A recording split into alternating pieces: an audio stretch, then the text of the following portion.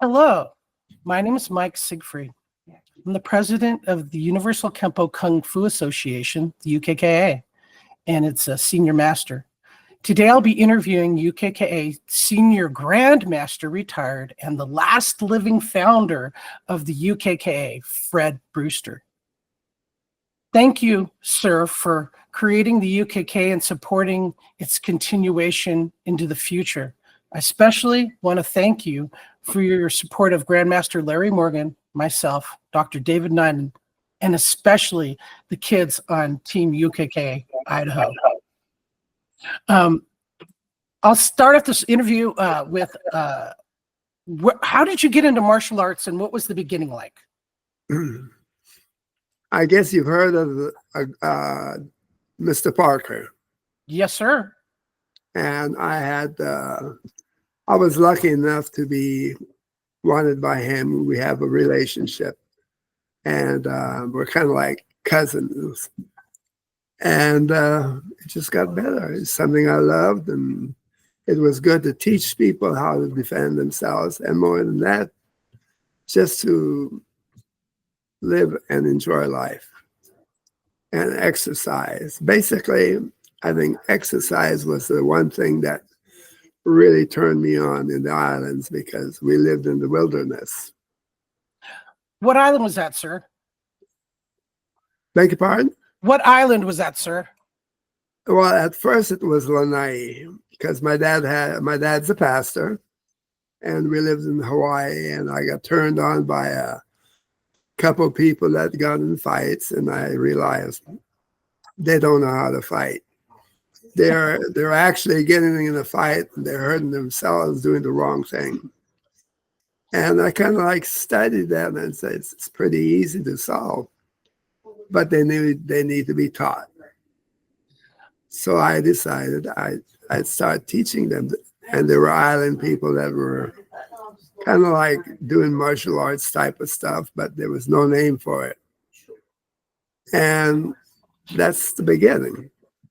And then you met Mr. Parker, and then things went from there. Well, Mr. Parker came in, and he was starting the karate situations in the United States.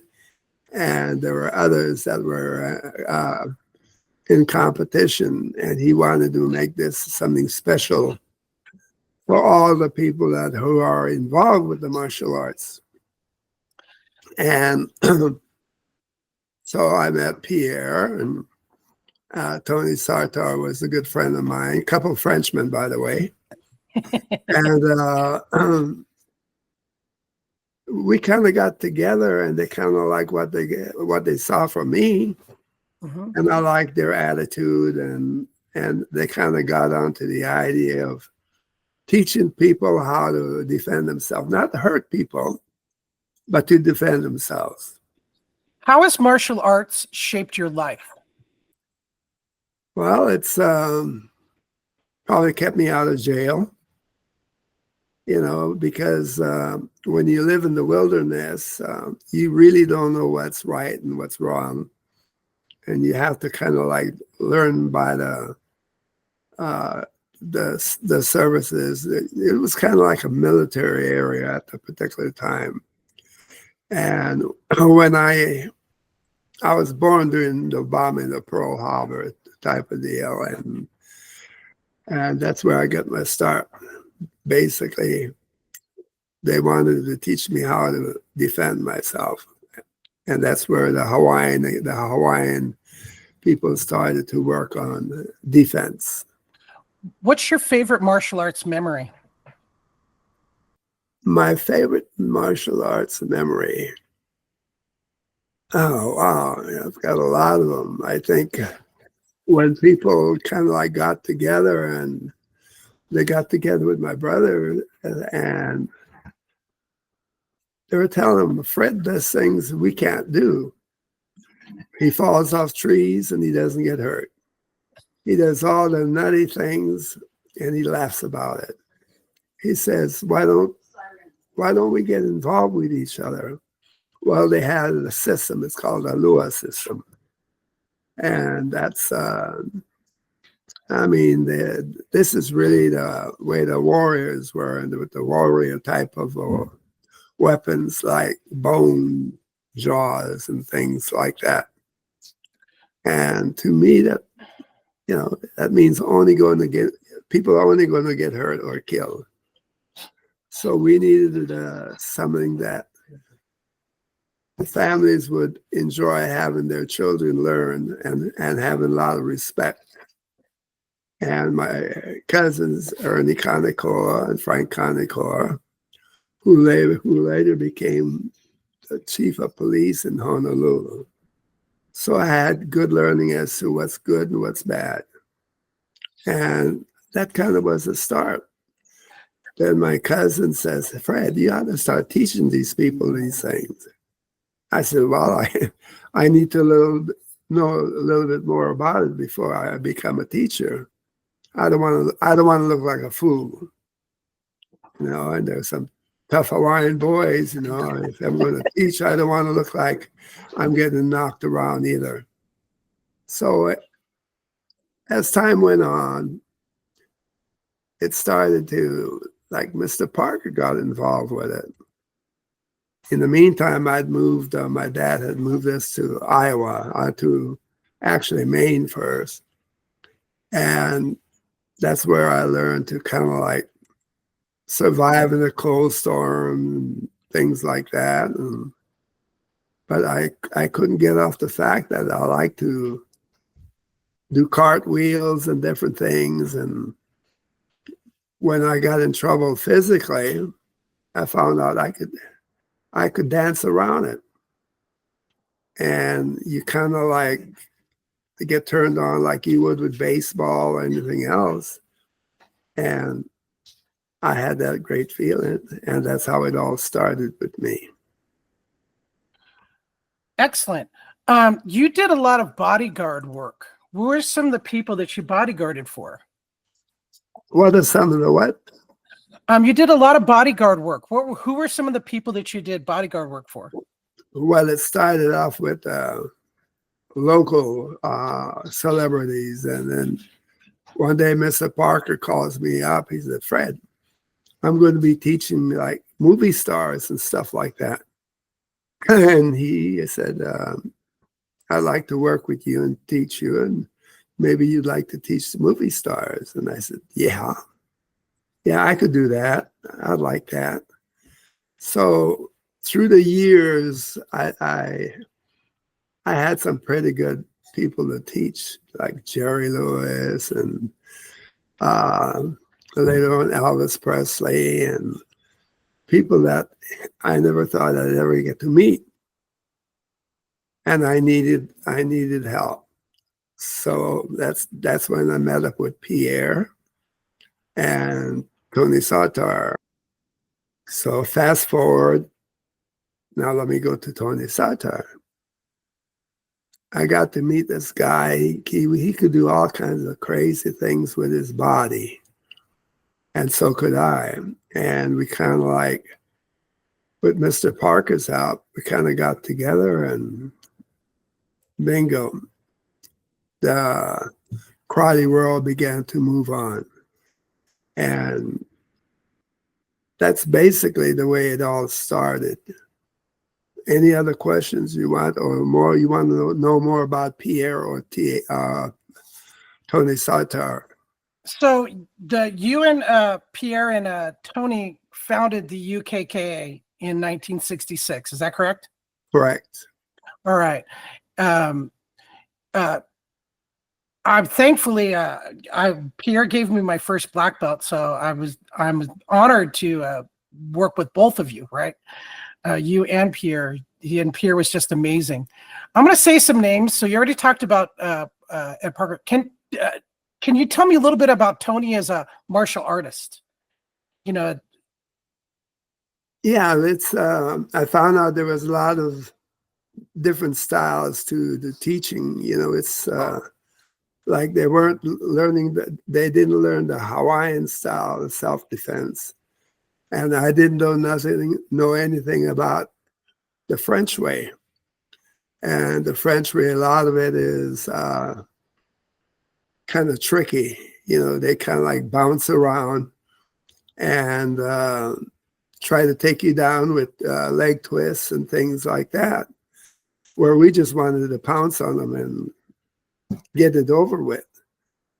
But when you're working with the local kids and stuff, you got the parents to worry about, and they don't want to see their kids beat up. But they found out that what we were teaching them kept them from getting beat up. And that's kind of like the way we entered the karate world. There's a picture here of you, and in the center is Pierre, and right next to Pierre is Tony. I don't know if you can see it, but it's that picture with the dragon on the wall. So, and that's in the original UKKA studio? Yeah, it's, I really don't recall just how we developed that. First it was just something on the wall that said Fred Brewster and Pierre and Tony Sartor. But Mr. Parker, he had the emblems and things, and we kind of liked it. So we took on with the Kempo system. Tony Sartor, on the other hand, he was just a husky guy. And we were kind of like hanging around together a little bit, and we were doing my karate stuff, and he was doing the French style. And Savate. well, we're kind of like, hey, that looks pretty good. Yeah. And then along comes Pierre, and boy, he grabbed your hand, and you were flying. Pierre could flip-flop you all over the place. So we teamed up with the Kempo system, our Kempo system. And we decided, hey, you know what? We could make money doing this, and there's other people that were doing it. So that's how we got basically started. And like I said, they're both Frenchmen, and Tony Sartor was a bigger, huskier guy.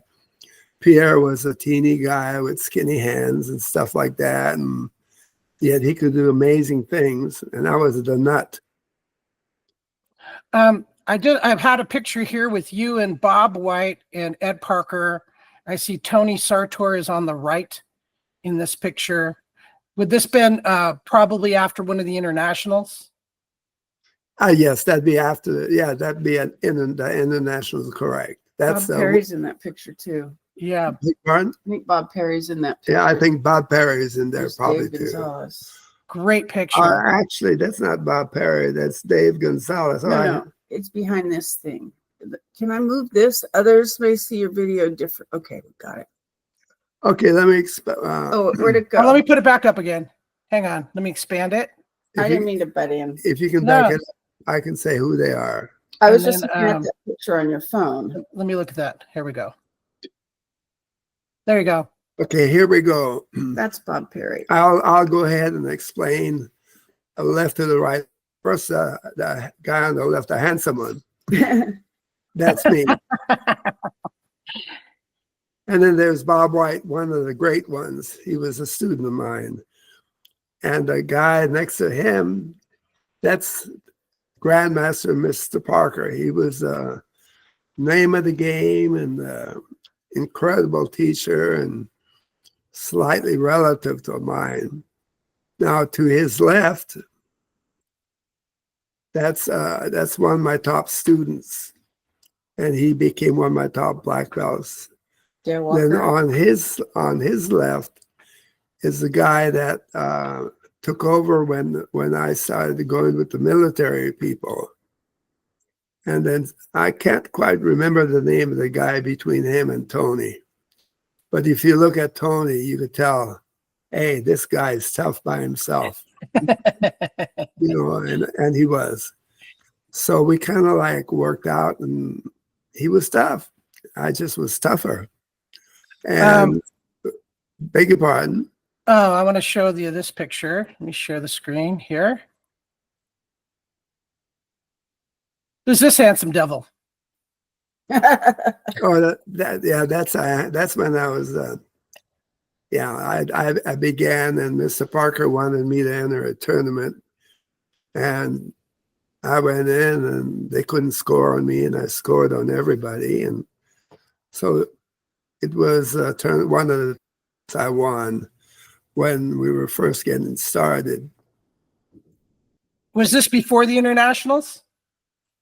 Actually, the internationals had started, and I just worked the international, the first ones, and then I competed in other internationals, and I went undefeated. I'm going to show him a picture. Can you see this if I hold it up? Yes, that's Fred and Pierre Berger. Yeah, I loved Pierre so much. Awesome. And this is Tammy that's Yes. helping Fred out with the interview. Hi, Tammy. Oh, hi. All right, I'm going to present a picture. And can you tell me about this guy and your relationship with him? Oh, Yeah, I can tell you a little bit about him. Okay, that'd be great. You recognize who he is, correct? Yes. Okay, he was a movie star, and Mr. Parker got involved with him. We did the different things. he was Kaido in the Green Hornet. When Yeah, I he met was him. Kaido in the Green Kato. Hornet. Yeah, Kato. Kato? Yes. Kato. Yeah. Kato, excuse me. Oh, I've seen a Dr. Kaido. And we got to be good friends, and he was good,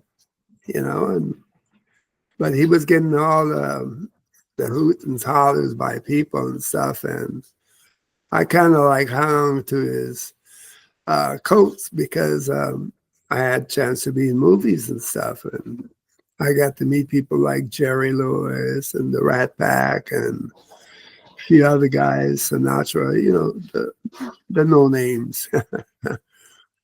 And where'd you go? Hang on one second. I'm posting up a picture. Here you go. This is you when you're bodyguarding Jerry Lewis.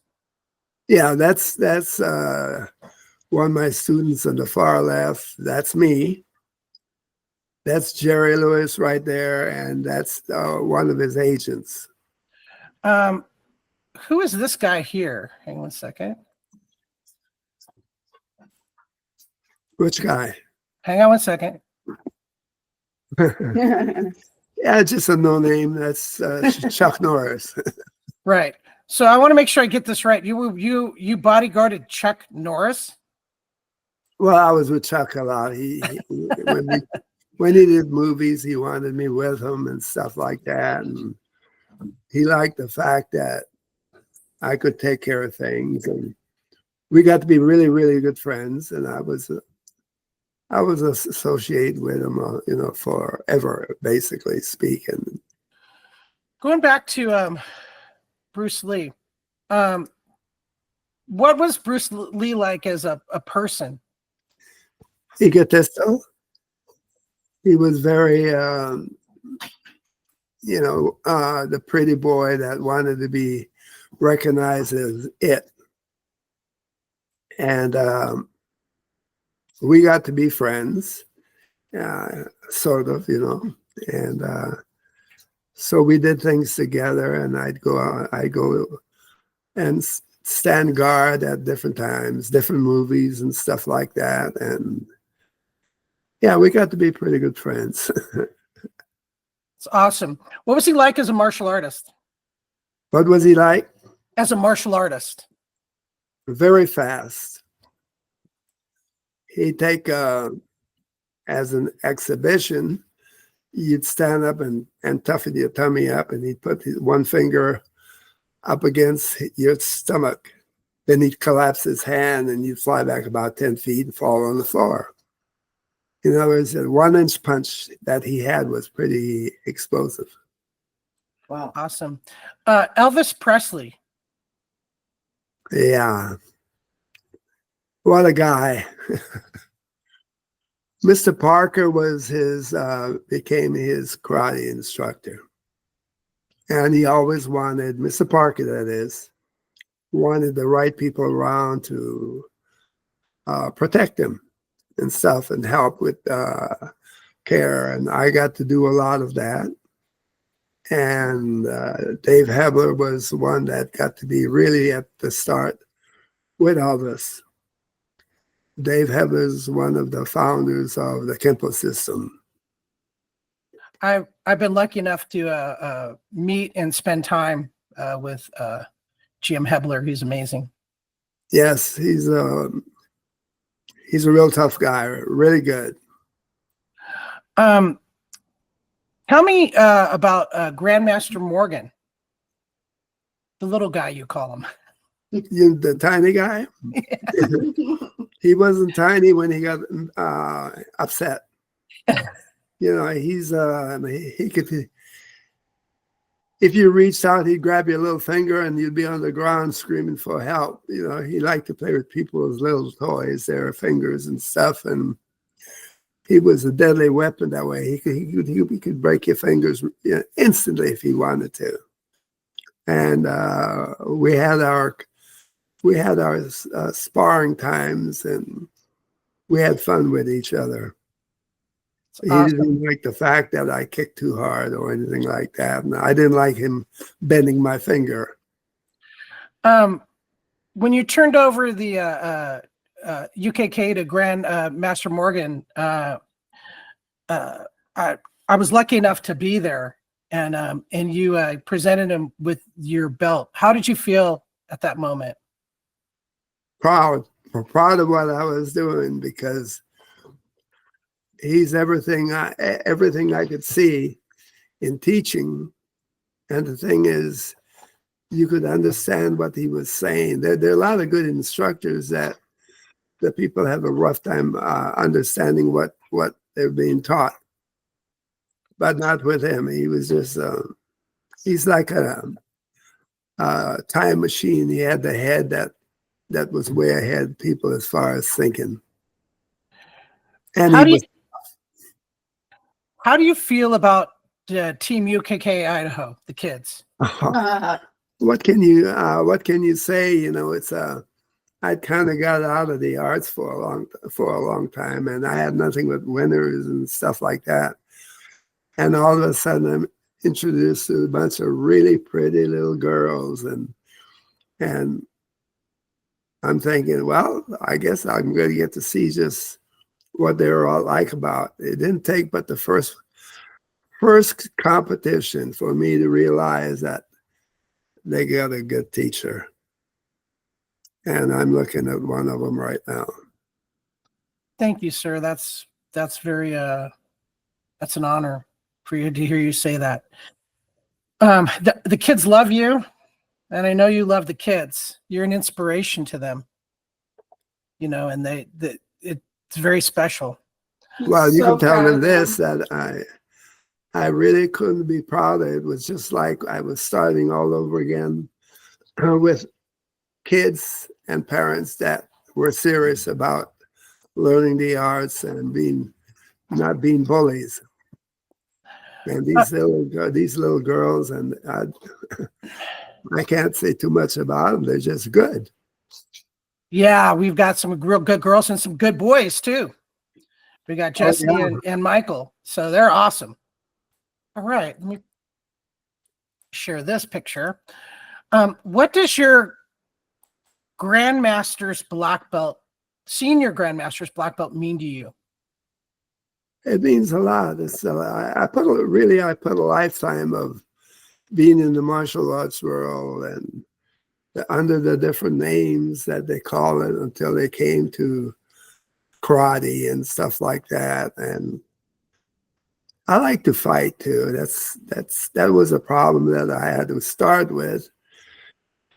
And my cousins, they were teachers. Two of them became police chiefs in Honolulu. And they taught me many lessons. One, you got to respect the people. And you got to teach them how to respect their students. And, you know, it's not teaching people to fight to hurt anybody. It's teaching people to defend themselves. And I think that's picture with me having my finger up. I'm probably explaining something to you during one of the fights. And right from the start, I was very impressed. You've got some great girls, you know, the great families. I met their parents and stuff. And the thing is, you're doing a good job. Well, thank you, sir. I really appreciate that. Let me put this picture up. And how do you see your martial arts journey continuing? You're a spry 89. Yeah, that's the problem I have is I still think I'm a real tough sucker, you know, and I guess I am for my age, but it's not being tough that turns me on anymore. It's what you leave behind, the kids you've taught, the parents you've got to be friends of, and the way you do things. And it's kind of like, it's like a gambler, but gambling guys, they cheat. You can't cheat when you're working with children. They catch on to everything, and it'd be easy to teach them the wrong thing. And I pride myself at the fact is I'm loved by my students all over the world, but I had to learn how to be a teacher and to teach respect other than just how to fight and how to defend yourself. And that picture you're looking at, that's an older guy that just, he lived a good life. I mean, he still lives a good life. But the thing that makes him is the children behind him, like you. Well, the kids love you. You know, they love seeing you. They love being with you. And they love all the knowledge you put into Grandmaster Morgan, and you continue to advise us. What advice do you have for martial artists in general, and for us in the UKK in particular? Beg your pardon? What advice do you have for martial artists? Just always remember the Lord's watching you. What advice do you have for the UKKA going forward? Oh, keep teaching the kids the way you're teaching them. I mean, I'm impressed. I think this is about the fastest group of talent. Oh, they became talent. You're doing a heck of a job, and the kids love you guys, respect you guys, and that's one of the best things in the world. And the parents, and don't change your way. Well, thank you again for sharing your memories with me and the entire UKKA family. You know, you're a treasure to Kempo. We thank you for founding the UKK, because we wouldn't have an organization without you, Pierre, and Tony, and we just honor all you guys and continue to carry the UKK logo forward into the future. Thank you, sir. You're quite welcome. I'm proud of it, and I'm proud of your kids, and I'm proud of you guys.